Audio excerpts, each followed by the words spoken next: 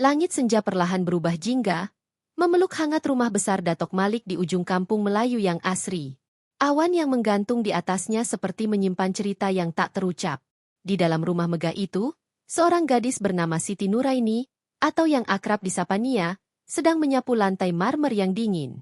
Dengan tubuh kecilnya yang ramping dan wajahnya yang manis, ia adalah seorang tenaga kerja wanita asal Indonesia yang baru 3 bulan bekerja di sana.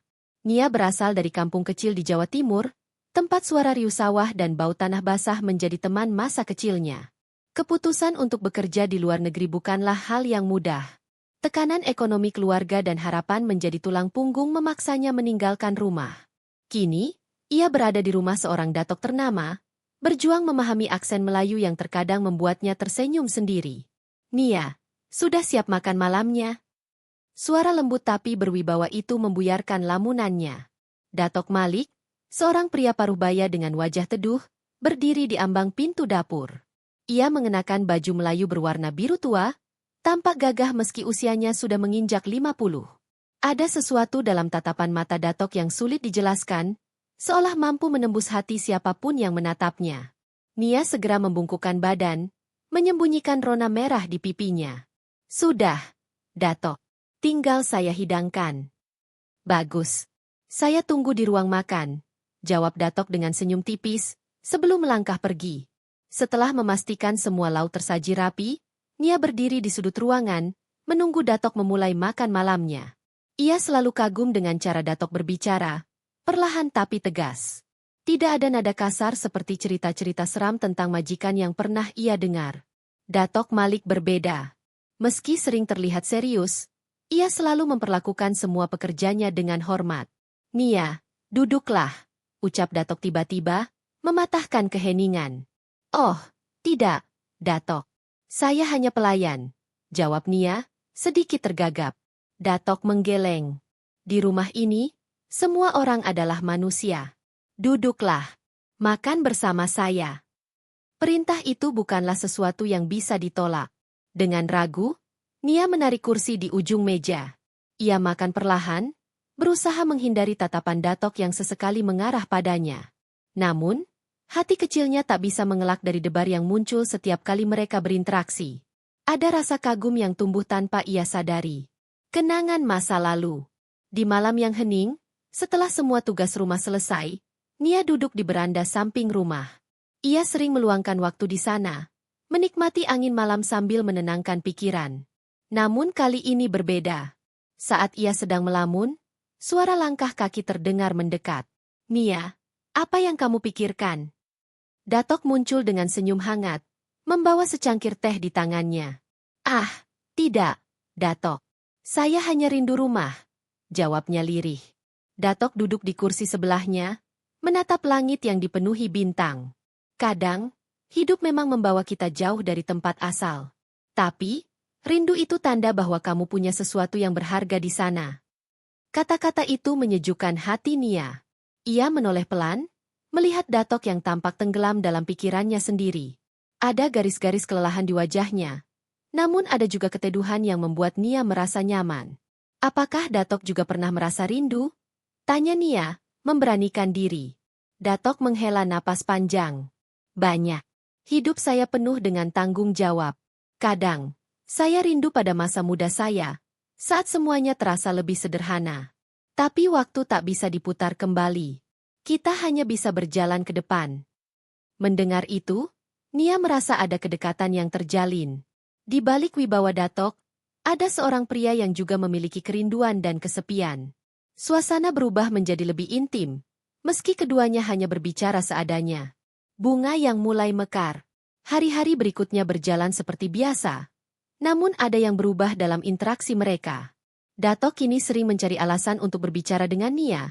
Sementara Nia mulai merasa gugup setiap kali Datok berada di dekatnya. Ada sesuatu yang tidak terucap di antara mereka. Sesuatu yang tumbuh tanpa mereka sadari. Suatu sore, saat Nia sedang menyiram bunga di halaman, Datok datang membawa sebuah pot bunga kecil. Ini untuk kamu, katanya sambil menyerahkan pot itu. Di dalamnya, terdapat bunga melati yang masih kuncup. Datok, ini untuk saya? Nia bertanya dengan mata berbinar. Ya, kamu bilang suka bunga. Kan? Melati ini seperti kamu. Indah, tapi butuh waktu untuk mekar sempurna. Kata-kata itu membuat jantung Nia berdegup kencang. Ia menerima pot itu dengan tangan gemetar, tak mampu berkata apa-apa. Hanya senyumnya yang mengungkapkan perasaannya saat itu. Bisikan malam. Di malam hari, Nia meletakkan pot bunga itu di samping tempat tidurnya. Setiap kali melihatnya, ia merasa ada harapan yang tumbuh.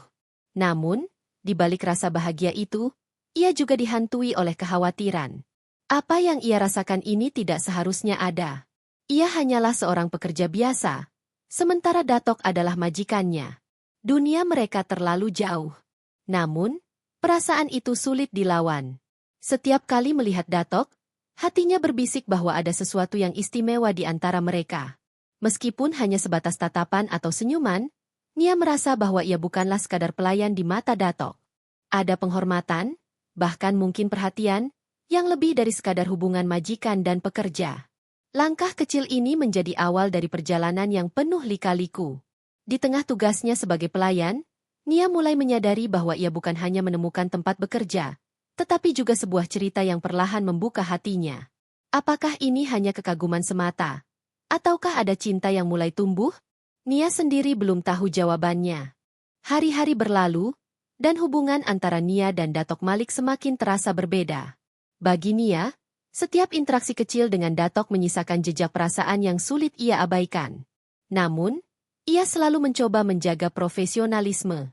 Bagaimanapun juga, ia adalah seorang pekerja, bukan bagian dari keluarga besar ini. Suatu sore, hujan turun deras membasahi halaman rumah Datok Malik. Nia sedang membersihkan ruang tamu ketika tiba-tiba listrik padam. Rumah yang megah itu seketika menjadi gelap, hanya diterangi cahaya kilat yang menyambar sesekali. Nia merasa sedikit takut, namun ia tetap melanjutkan pekerjaannya. Saat ia berusaha mencari lilin di dapur, Datok Malik muncul dengan sebuah lentera. Nia, tak perlu takut. Hujan seperti ini biasa di sini, katanya sambil tersenyum. Saya tidak takut, Datok, jawab Nia sambil menunduk, meskipun detak jantungnya tidak sepenuhnya tenang. Datok Malik meletakkan lentera di atas meja. Kadang, hujan membawa ketenangan, tapi juga membawa kenangan. Apa kamu punya kenangan khusus tentang hujan, Nia? Pertanyaan itu membuat Nia terdiam sejenak. Ia memandang keluar jendela, di mana rintik hujan menetes seperti melodi yang menenangkan. Waktu saya kecil, setiap kali hujan turun, kami sekeluarga berkumpul di dapur. Ibu membuatkan teh hangat, dan kami berbincang hingga malam. Tapi sekarang, hujan hanya membuat saya rindu rumah. Datok Malik mendengar dengan seksama, memperhatikan setiap kata yang keluar dari mulut Nia. Rindu itu seperti hujan. Datang tiba-tiba, namun selalu ada keindahan di dalamnya. Kadang, kita perlu menikmati rindu itu, Nia. Kata-kata Datok Malik seperti menghangatkan hati Nia di tengah dinginnya malam. Ia hanya bisa tersenyum kecil, berusaha menyembunyikan perasaan yang mulai tak terkendali di dalam hatinya. Semakin dekat, keesokan harinya, Datok Malik meminta Nia untuk menemaninya ke pasar. Ini adalah pertama kalinya Nia keluar rumah bersama majikannya. Biasanya, ia hanya mengurus pekerjaan rumah, tanpa pernah terlibat langsung dalam urusan pribadi Datok. Namun, permintaan itu tidak bisa ia tolak. Pasar itu ramai, penuh dengan suara penjual yang menawarkan dagangan mereka. Nia merasa canggung berjalan di samping Datok yang mengenakan pakaian Melayu yang rapi. Ia merasa semua mata tertuju pada mereka, meskipun Datok tampak biasa saja, seperti tidak peduli pada keramaian di sekitarnya.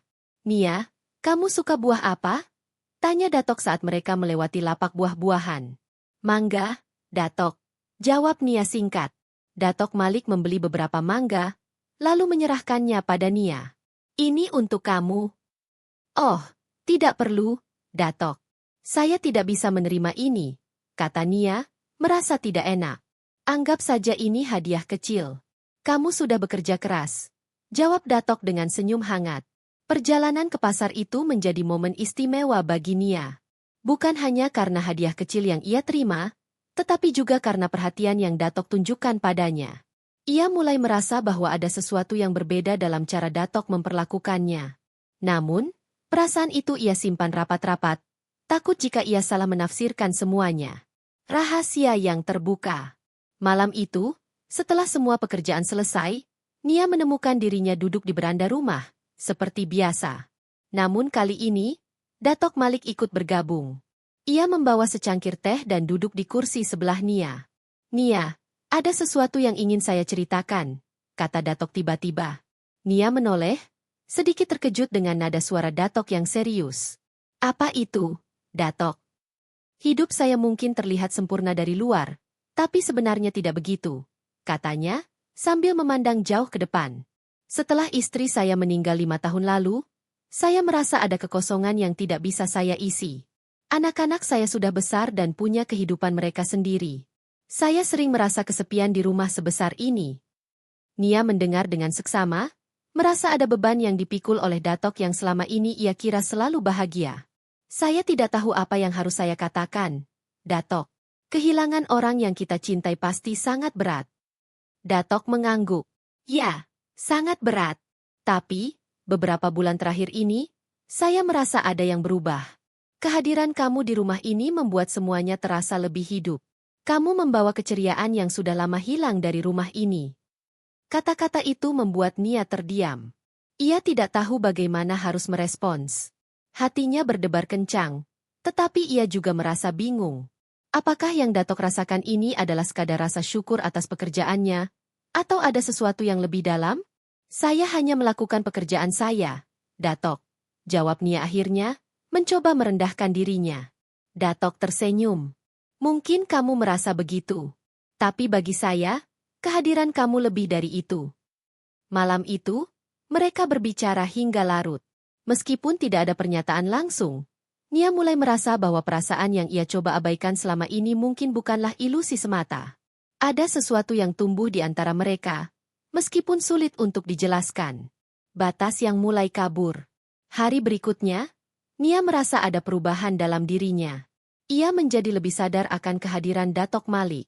Setiap kali mereka berbicara, ia merasa ada getaran halus yang membuatnya ingin terus berada di dekat pria itu. Namun, ia juga merasa bersalah. Perasaan ini tidak seharusnya ada. Ia hanya seorang pekerja, dan Datok adalah majikannya. Namun, batas itu semakin kabur seiring berjalannya waktu. Datok semakin sering menghabiskan waktu bersamanya, baik itu di rumah maupun di luar. Bahkan, ia mulai memperhatikan hal-hal kecil tentang Nia, seperti cara ia tertawa atau bagaimana ia mengikat rambutnya. Semua itu membuat Nia merasa istimewa. Meskipun ia tahu bahwa hubungan seperti ini tidak akan pernah mudah. Di suatu sore, saat mereka sedang duduk di taman, Datok Malik berkata, Nia, kadang saya berpikir, apakah takdir mempertemukan kita untuk alasan tertentu? Nia terkejut mendengar pertanyaan itu. Ia menatap Datok, mencoba mencari jawaban di wajahnya. Saya tidak tahu, Datok. Mungkin saja. Datok tersenyum kecil. Takdir memang misterius. Tapi satu hal yang saya tahu, kehadiran kamu di hidup saya bukanlah kebetulan. Kata-kata itu menggantung di udara, meninggalkan Nia dalam kebingungan. Apakah ia harus mengikuti perasaannya? Ataukah ia harus menjaga jarak? Di balik semua perhatian dan kehangatan yang Datok tunjukkan, Nia tahu bahwa perjalanan mereka tidak akan mudah. Namun, hatinya perlahan mulai membuka pintu untuk sesuatu yang lebih besar dari sekadar rasa kagum. Hujan masih turun di luar. Seperti irama yang mengiringi cerita mereka. Di tengah ketidakpastian, satu hal yang pasti adalah bahwa perasaan mereka telah melampaui batas-batas yang selama ini mereka kenal. Kini, mereka hanya bisa menunggu dan melihat kemana arah cerita ini akan membawa mereka. Hujan deras kembali menyelimuti rumah megah itu beberapa hari kemudian. Kali ini, Nia sedang membersihkan ruang perpustakaan, tempat favorit Datok Malik untuk menghabiskan waktu. Langkah kaki terdengar mendekat. Dan Nia melihat Datok berdiri di ambang pintu, wajahnya terlihat serius. Nia, bisakah kita bicara sebentar? Tanyanya. Nia meletakkan kain lap yang ia gunakan. Tentu, Datok. Mereka berjalan ke ruang tamu, di mana lentera yang dulu digunakan saat pemadaman listrik masih berada di atas meja, seakan menjadi saksi bisu dari percakapan mereka sebelumnya. Datok memandang Nia dengan mata yang penuh dengan ketulusan. Nia, saya ingin jujur, katanya, memulai dengan nada hati-hati. Saya tahu apa yang saya rasakan ini tidak sepenuhnya wajar. Saya adalah majikanmu, dan ada batas yang seharusnya tidak saya lewati. Tapi hati saya berkata lain. Nia terdiam. Kata-kata itu seperti angin yang menerbangkan setiap tembok yang selama ini ia bangun di hatinya. Namun, ia juga tahu bahwa mengakui perasaan itu berarti memasuki